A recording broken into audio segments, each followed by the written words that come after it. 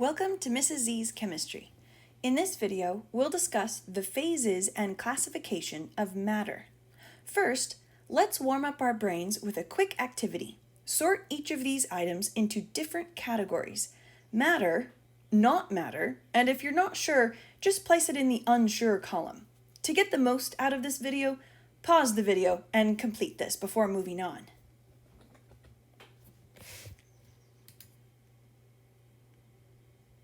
Now, looking at your column of matter items, what is one property that all matter has in common? Make sure that everything in your matter column has this property. Does anything in your not matter column have this property? If so, you may need to rearrange some of your items. Can you always see and feel matter? Pause the video and think about some of these questions. Matter has some sort of dimension and substance to it. These are two properties of matter. Some might say that most matter can be seen or touched, although there are some exceptions. And just because you can feel or sense something, that doesn't always mean it is made of matter. So for example, an earthquake can be sensed and you can feel it, but it is not matter. Based on this discussion, see if you can come up with a definition of matter. Imagine you are at a science convention and your task is to create the most accurate definition of matter. A good definition should work 100% of the time, so modify your definition until it applies to everything in your matter column and nothing in the not matter column. Again, pause the video to see if you can come up with a definition on your own. Here are a few formal definitions of matter. Anything that has substance and takes up space, or a simpler way to put it, anything that has mass and volume. Now let's think about energy. What items from your original list do you think should have been in an energy category? What do you think energy is? Do coffee and candy contain energy? Is energy matter? Can you detect energy with your senses? Energy is the ability to do work or make reactions happen. There are many different forms of energy, such as heat, light, and electricity. Although we all have an idea of what energy is, it is difficult to define. Sometimes in our everyday language, we think of energy as something contained in food, caffeine, batteries, and so on. But energy does not take up space or have mass. You can't exactly contain it.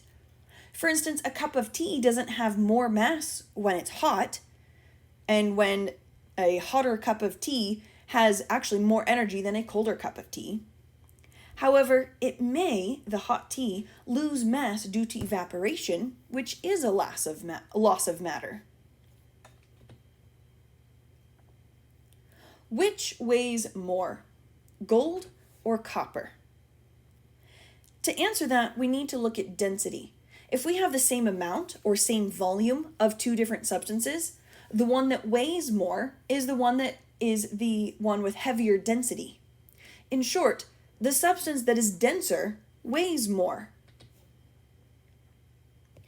Density is an intensive property, and we'll learn more about intensive versus extensive properties, but for now, an intensive property is independent of how much of that substance you have.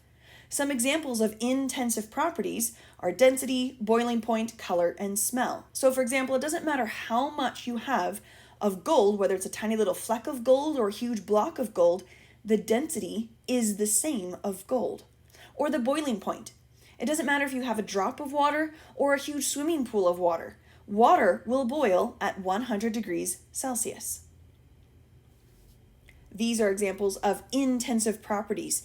It doesn't matter, or it is independent of how much of that substance you have. The property that's being discussed, either density, boiling point, color, smell, and so forth, will not change. When we want to calculate the density of an object, we need to measure both the mass and the volume of that object. To measure the mass, we'll use a balance or a scale. The scales in our classroom, or any classroom, are often super delicate because they can measure with great accuracy. We need to be very careful we don't press down very hard on the scale, and be careful we don't drop it. Always record every digit the scale gives you, and do not chop off or round the numbers. To measure the volume of an object, we can use water displacement. To do that, we can fill up a graduated cylinder with water and record the value, then place our object into the graduated cylinder, being very careful that the cylinder is large enough for the object to not get stuck. Then we'll record the value again. The difference between the two recordings is the volume of just the object. When we record values in a graduated cylinder, we need to look for the bottom of the meniscus. The meniscus is this little curved shape right here. Let's get a different color so we can see it. It has a curved bottom and kind of a little bit of a concave curve right here at the top. So we need to measure at the bottom. We're not going to worry about the fact that the water kind of wicks up a little bit on the sides of the glass graduated cylinder, and we only measure at the very bottom. Where is that line on the graduated cylinder? When you record the value on paper, you always record one more decimal place between the tick marks. So you need to estimate where that bottom of the meniscus is between the tick marks. So for example, this graduated cylinder has tick marks that measure to the 1 milliliter. Let's zoom in a little bit more. So we have from here is 40 and down here is 30. So we've got 31, 32, 33 is probably right around here, 34, 35, 36, 37, 38, 39, and 40. So between the tick marks would be measuring one more decimal place than the ones place value, and that would be recording to the tenths place. We can see that the meniscus here looks like it is right on the line of 32. So you cannot just record it as 32. You need to estimate one more decimal place, even if that estimate is a 0. And in this case, because it's right on the line, we would place a 0. All right, so now pause the video and see if you can accurately record this value from this graduated cylinder right here. The answer is 24.0. If you just wrote 24, you would get the problem wrong. Because on a quiz or a test, in order to get the problem correct, you need to estimate the next tick mark. So I would actually accept anywhere between 23.8 and probably up to 24.1 or maybe even 24.2. The important thing is that you estimated a digit in the tenths place.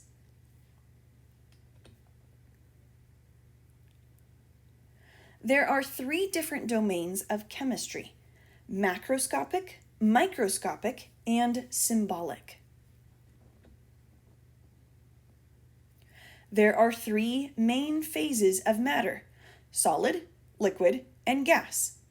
A solid has a fixed shape and volume. This means it cannot change its shape or volume no matter what container it's being held in. A liquid, however, takes the shape of the bottom of the container that it's sitting in. So its shape is movable, but its volume is fixed, meaning you cannot compress the volume of a liquid. The molecules are so closely packed together, you can't compress them any closer. But if you were to pour that same amount of liquid into a different shaped container, the shape would change. A gas expands to fill the container. So we often say that a gas has a movable or unfixed shape and volume. The volume of the gas can in fact change. It can expand or compress, and it is still a gas. Plasma is the 4th state of matter, and it's gaseous matter that contains electrically charged particles. We aren't going to be using plasma in this chemistry course, and this is essentially the first and last time you'll see it this year. The 2 different definitions of mass versus weight have a small or subtle difference between them. Mass is the measure of amount of matter an object has, and weight takes into account gravity and how much gravity is exerted on that object. This is why an object might weigh something different on the moon. It doesn't have any more or less mass on a different planet or moon, but because different celestial bodies or planets or moons have different amounts of gravity, the weight is going to be different. So in chemistry, most of the time when we say weight in a chemistry class, we actually mean mass. Using gravity with the mass of an object to find its actual weight is something you'll probably do in physics.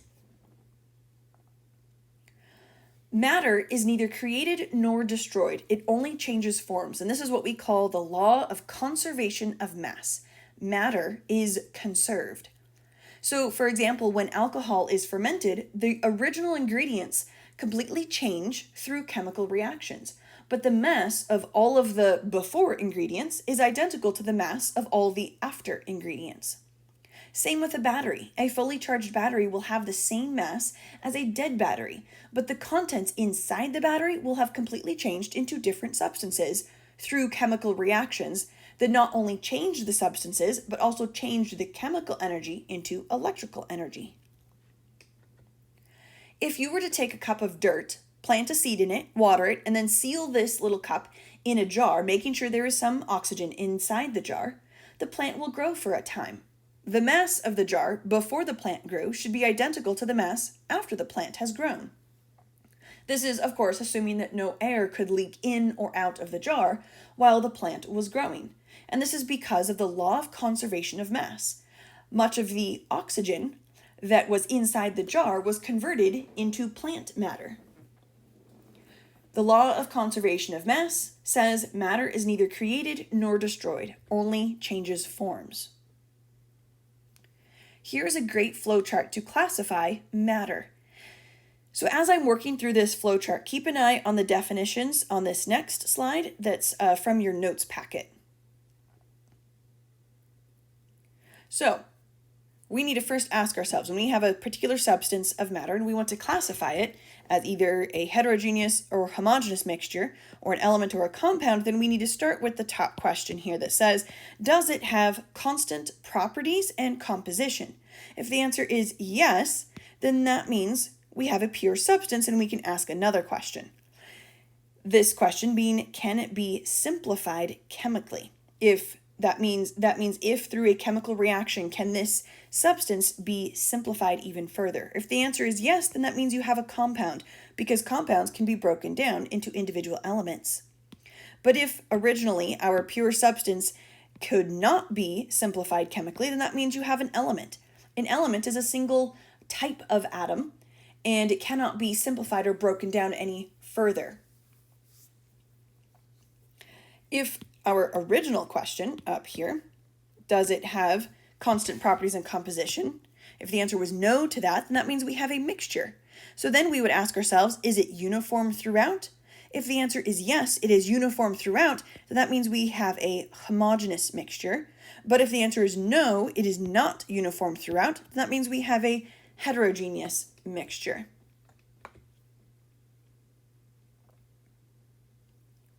Heterogeneous mixtures are not uniform throughout. They are usually easily spotted with your bare eye. You can see the spices and different substances in the oil and vinegar salad dressing.